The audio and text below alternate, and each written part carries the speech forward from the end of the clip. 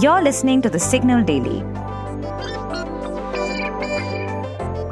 Hello, I'm Manaswini, your host for The Signal Daily podcast. This is the episode for 23rd April 2024.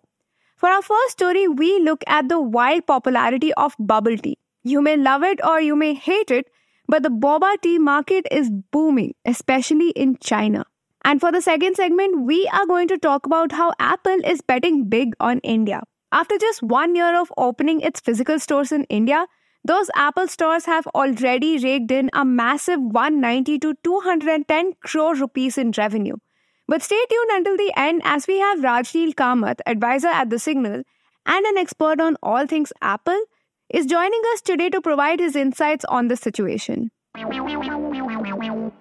me something, do you like bubble tea? So my favorite flavor is the purple taro. And it may not be your cup of tea, but you got to admit bubble tea, also known as boba, is wildly popular. It's so popular that Chinese bubble tea markets are rolling in dough. I mean, the Chinese bubble tea market is massive, with annual transaction volume exceeding tens of billions of dollars. According to the China Chain Store and Franchise Association, there are 486,000 bubble tea stores in China, and they were expecting a 40% rise in sales last year. And currently, at least 3 large Chinese companies are eyeing an IPO in Hong Kong. So Meishui Group is the largest bubble tea chain in China that sells boba for as little as $1. And from that humble $1 cup, brothers Zhang Hongchao and Zhang Hongfu, who founded the company in 1997, managed to take it to 36,000 stores across mainland China and 11 other countries, including Vietnam and Malaysia. As per Forbes' estimation, the company is now valued at $2.9 billion and is hoping to raise $500 million to $1 billion in an IPO. Meanwhile, Guoming Group, which has 9,000 stores mostly focused on Tier 2 and Tier 3 cities in China, is planning to raise $300 million to $500 million in an IPO. Now, what's more is that China's third largest bubble tea chain is aiming to raise $330 million in Hong Kong's biggest IPO of 2024. This valuation will give its husband-wife founder duo a combined net worth of $2.7 billion based on the 73% stake they'll own after the IPO, according to the Bloomberg Billionaires Index. And since it's a hit drink in China, boba is often mistaken to be Chinese drink, but this unique milky beverage with chewy tapioca balls or bubbles was invented in Taiwan around the 1980s. And before you know it, boba became a phenomenon with a bubble tea store popping up in every nook and corner, offering a wide variety of different combinations and flavors. I mean, just recently, I tried something with chocolate flavor and coconut bubbles.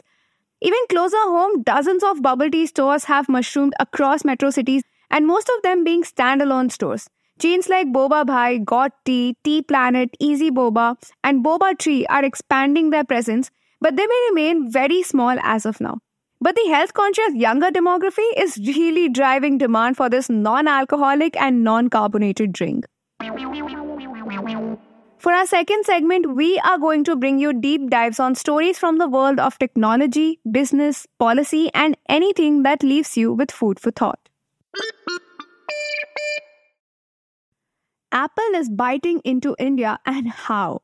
The tech giant's expansion plans in India seems to be really working. It's been exactly 1 year since the tech biggie opened up 2 retail stores in Mumbai and Delhi, and boy has it reaped awards for the company. According to multiple reports, both the stores have posted about 190 to 210 crore rupees revenue each last fiscal year. And Apple's not stopping with just the 2 stores. As Economic Times noted, the iPhone maker is looking to open stores in Pune, Bengaluru, and Noida soon. So clearly, the Cupertino-based tech giant is pretty optimistic about India playing a significant role in boosting its growth and revenue. In fact, even analysts from Morgan Stanley estimate that India could contribute up to 15% of Apple's revenue growth in the next 5 years. But why is Apple betting on India? Well, Taran Pathak, a research director at Counterpoint India, points out in a Mint article that Apple managed to secure a 7% market share in India by September last year and maintained it throughout 2023. Now, this is a big deal, especially considering that India's smartphone market is largely dominated by Android devices. Plus, if you remember that for the first 10 years of iPhone sales in India, Apple struggled to even hit a measly 1% market share.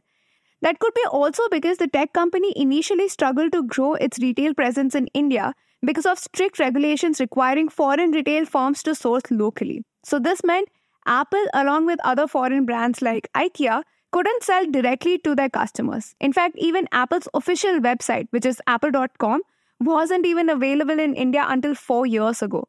The company had to depend on third-party outlets, websites, and local retailers to get its products to Indian consumers. But things did turn around in 2020 when Apple's market share finally started to pick up, hitting the 2% mark. And by the end of 2021, it had doubled to around 4%. But how did Apple make headway in an Android-dominant country? Well, it's all thanks to India's growing population and the increasing prosperity of its middle class, which has sparked a greater interest in high-end smartphones. We even covered how iPhones are gaining popularity in smaller Indian towns in a story last year. I'll drop the link in the show notes, so do check it out. But to put it simply, major cities like Delhi, Mumbai, Kolkata, Bengaluru, Chennai, Hyderabad, Pune, and Ahmedabad used to drive most of Apple's sales, accounting for 65 to 70% of purchases. However, things have now shifted. Counterpoint reports that out of the anticipated 9 million iPhones to be sold in India this year, a significant 60% will be sold outside of these big cities. Besides sales, Apple is also expanding its manufacturing in India with the help of Foxconn, the Taiwanese company behind iPhone assembly. Bloomberg also suggests that around 14% of iPhones are now made in India. Moreover, Apple aims to eventually manufacture a quarter of all its iPhones in India, signaling a significant commitment to boosting its manufacturing presence in the country.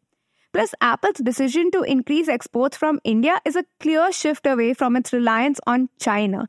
And this move comes after disruption to Apple's supply chain in November 2022 due to unrest at Foxconn's main facility in China.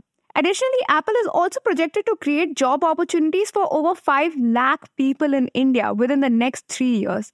Presently, through its suppliers and partners, the iPhone maker employs 150,000 folks in the country, with Tata Electronics reportedly leading the pack by managing 2 Apple facilities.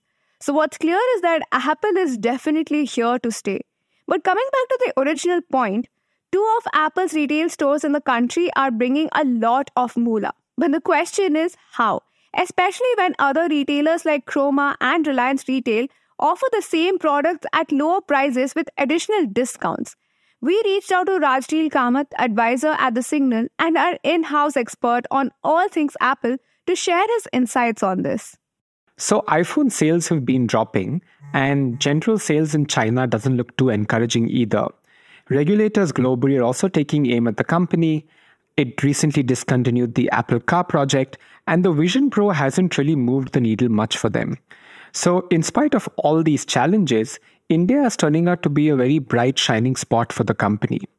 Not only is it emerging as an alternate manufacturing hub to China, sales are also picking up. Last year, Apple launched 2 Apple stores, one in the Bandra Kurla complex in Mumbai and the other one in Select City Walk in Saket in Delhi. Now, if you walk into these stores, the vibe is really different. For one, they're really neat, clean, minimal, well-designed. As soon as you walk in, you see all the devices just displayed there. You get to experience them, you touch them, you feel them. You get a sense of what the Apple experience is like. Even the staff who are there are extremely friendly. They introduce themselves, they ask you your name, they help you understand the features of the product, they tell you what you can use it for, they teach you how to use it, right? And no wonder, therefore, that the sales in these 2 stores nearly match the sales that Apple has seen in some of their stores globally. It is an extremely outstanding experience when you compare it with regular retail experiences for electronic purchase, where you just go there, it's extremely transactional, you understand what the discounts are, you swipe your card or you pay in cash, and then you come out with the product. It's a different experience when you're in the Apple store. Not just that, even the Genius Bar, which actually helps you with after-sales service and servicing of your products, it's extremely friendly. They're there to help. It's not like any other scenes which I may have also been involved in, where it's an argument with, let's say the authorized resellers or the authorized service centers. So Apple is really seeming to be having a good streak in India, and that's only likely to continue. If you like listening to the Signal Daily, please show us some support. Rate us and review us on Apple Podcasts and Spotify. We'd love to hear what you have to say about this podcast. So feel free to shoot an email at hello@thesignal.co. The episode was researched, written and produced by Shorbury and me, Manaswini. Edited by Venkat Anand, mastered and mixed by Yash Hirve. You can catch this podcast every morning on Spotify, Apple, Amazon Prime Music, Google Podcasts, or wherever you listen to your podcasts. We are thesignal.co on Instagram, LinkedIn, and Twitter.